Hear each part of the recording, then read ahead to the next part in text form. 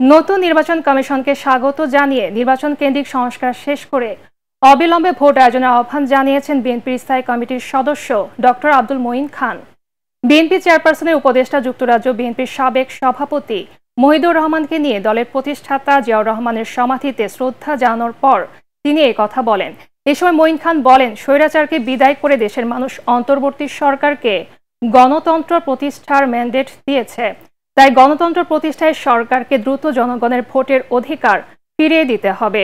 সংস্কারের কথা বলে নির্বাচন দিতে বিলম্ব করলে সংকট আরও বাড়বে বলেও আশঙ্কা জানান তিনি। অন্তর্বর্তীকালীন সরকার, তাদেরকে আমরা ধন্যবাদ জানাই। তারা একটি ভালো ব্যবস্থা নিয়েছে, একটি নির্বাচন কমিশন তারা প্রতিষ্ঠা করেছে। আমি বিশ্বাস করব এই কমিশন তাদের সবচেয়ে গুরুত্বপূর্ণ সংস্কার।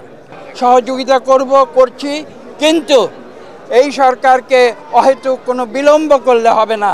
তাদেরকে অত্যাবশ্যক যে সংস্কার সেগুলো সম্পাদন করে অনতিবিলম্বে বাংলাদেশে একটি সুষ্ঠু নিরপেক্ষ নির্বাচন দিতে হবে।